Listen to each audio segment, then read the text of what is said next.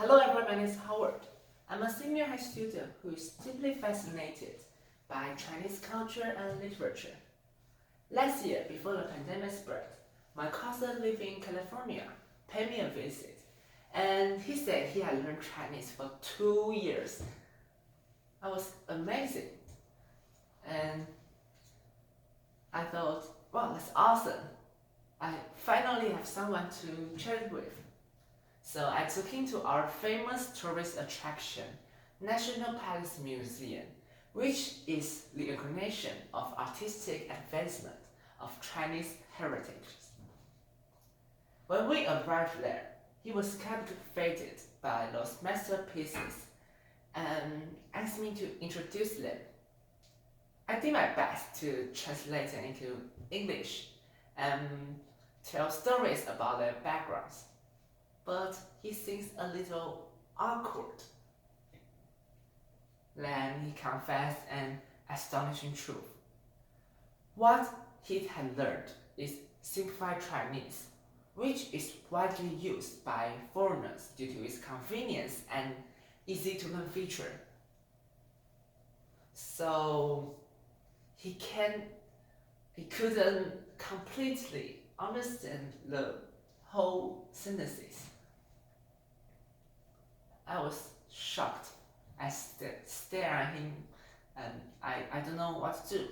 Lots of unanswered questions popped into my mind. What is the core value of Chinese and how did simplified Chinese harm it? I went home and did some research. The most important, the most essential feature of Chinese I found, I think, is visuality, which means every single word has its own original icon. The characters we are using today are evolved from the first systematic version called Xiaozhuan, and then they began to flourish. For example, this is Ren in Xiaozhuan, and our ancestors portrayed it vividly. It means person. They drew a person. Maybe he's doing some push-up, I don't know. But they just drew it and it became the word we are familiar with today. So as the character Mu, which means tree. It's like a tree, right? Tree. Yeah. And it's the same. But here comes something fascinating, interesting. This is a character, and it is combination of Ren and Mu. It conveys a message that a person leans on a tree, so he or she is taking a rest. Isn't that charming? You can almost randomly assemble 2 or 3 characters into one, and you can just express in another message. That's how Chinese work. What I'm trying to say is that Chinese is a legacy of ancient civilizations. It's used by trillions of people.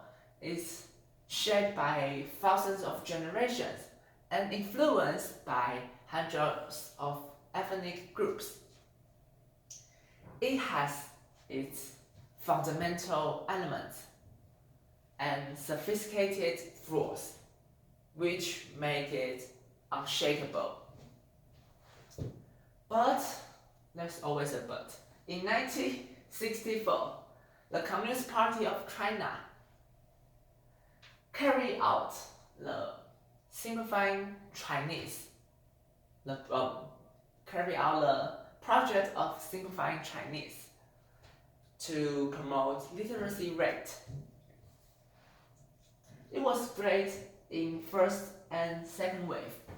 They use the ancient methods called 转注, 假借, to modify characters.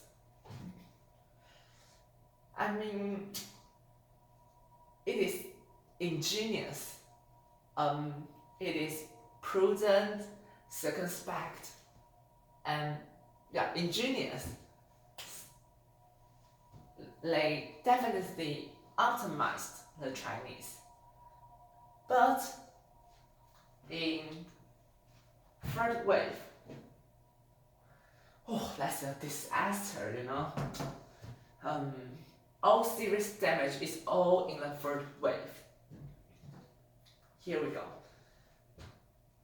Let me give you some basic conception. This is character 五, this character 五, and they share the same structure and similar pronunciations.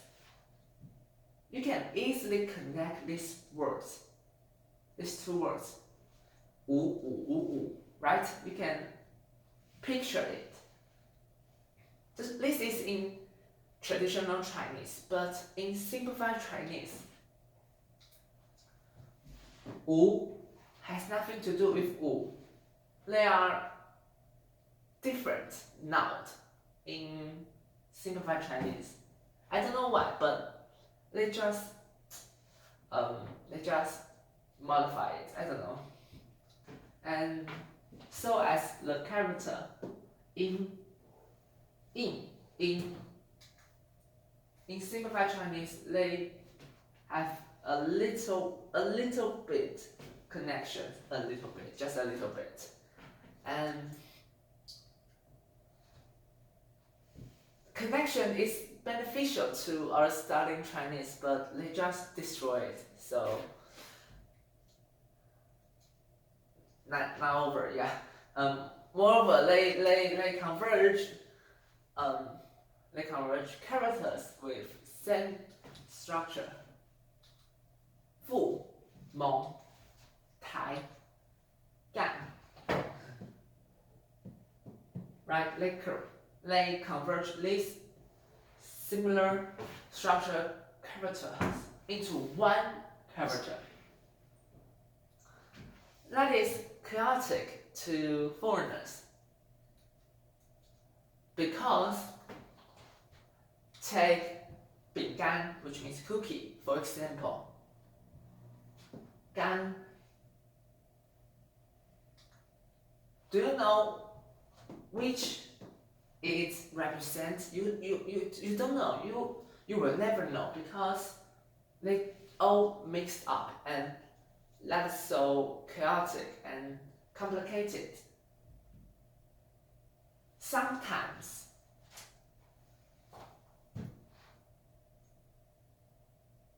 complication is to precision, while the simplification is to confusion.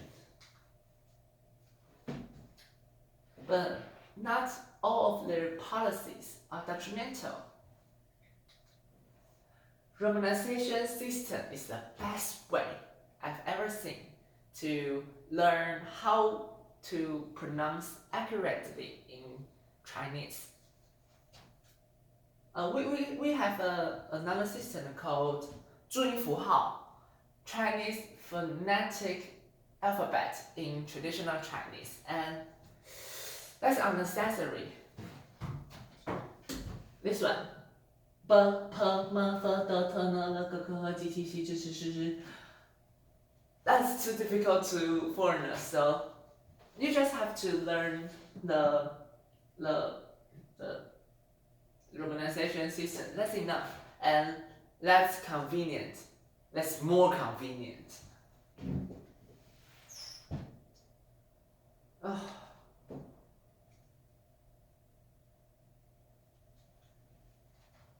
To sum up, simplified Chinese is another evolution, though it has a little bit deficiency.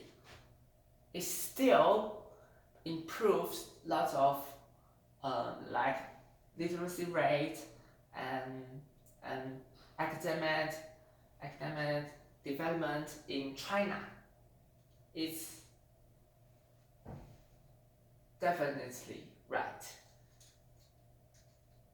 But to foreigners, that's another aspect. According to this committee, they found that in almost 7,000 normal characters, just 1/3 are simplified Chinese, and in high-level characters, just 70%.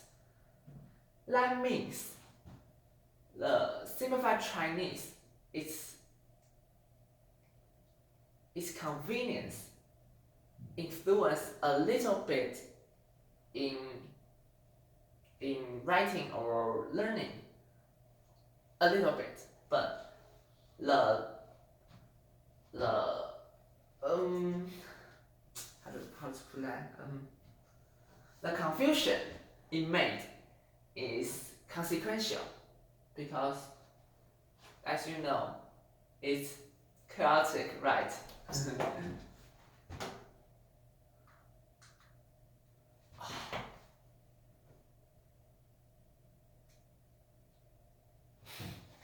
哦，好难。